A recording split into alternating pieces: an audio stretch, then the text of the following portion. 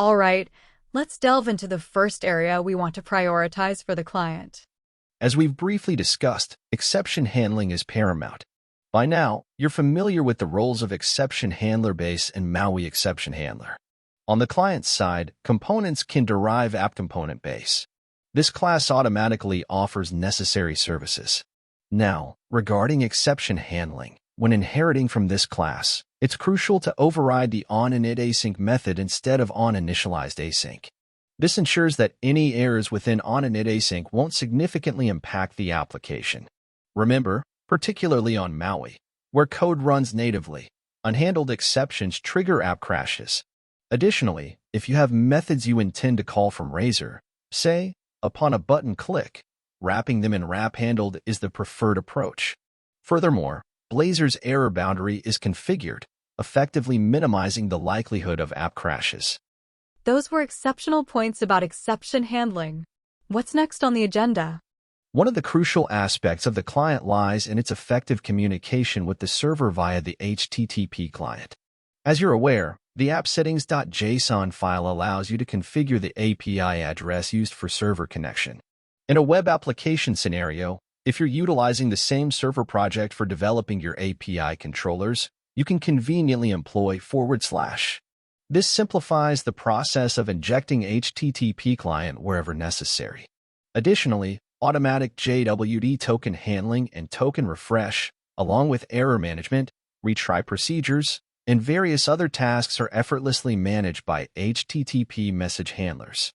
To achieve optimal performance, it's essential to incorporate the classes utilized in requests and responses into the app.json context. Leveraging these optimized codes instead of the previous ones will yield the desired results. As we've previously discussed, using cancellation tokens is highly recommended. IApp controllers offer an additional mechanism for calling API controllers on the client side. They follow the same syntax as ASP.NET Core API controllers, utilizing HTTP attributes to define routes and readily accepting dependency injection. Notably, BitSource generators generate their implementations. While API controllers reside on the server by default, optional implementation on the corresponding client-side controller ensures method parity. However, differing method signatures between client and server are permissible. For instance, the server-side getCategories method might accept an ODataQueryOptions parameter absent on the client. In such cases, the strict signature matching can be relaxed, allowing server-side flexibility. Remember, IApp controllers function seamlessly even when your API controllers reside in separate server projects or utilize frameworks like Python's Django, as long as both request and response data adhere to JSON format.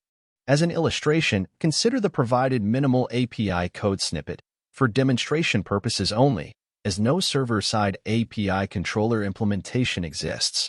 This example showcases query string handling and highlights the dynamic nature of responses. Notably, any desired query string parameters can be included in the provided dictionary. It's important to note that with pre-rendering enabled, the onInit method invokes twice. This not only leads to duplicate requests but also poses other concerns which we'll skip for brevity. If you have code within onInit async that requires awaiting, ensure you place it within pre-render state service skip value. This ingeniously resolves all the aforementioned issues. Disabling pre-rendering later won't necessitate the removal of pre-render state service codes. You can confidently leave them as is, ensuring your code remains concise regardless of pre-rendering activation. Furthermore, IApp controllers cater to scenarios where chatbots or backend functionalities involve stream-based communication. The server-side implementation can leverage iasync enumerable to transmit data fragments as they become available, optimizing client-side experience by mitigating the need to wait for the complete response. One uncayu enhancement lies in its capability to significantly enhance the overall performance of the application when dealing with the simultaneous reception of multiple data sets. Excellent. So, what will we be covering next? Moving on, we'll delve into adding new pages to your project. Additionally, we'll explore Sass files, their structure, and the concept of isolated CSS.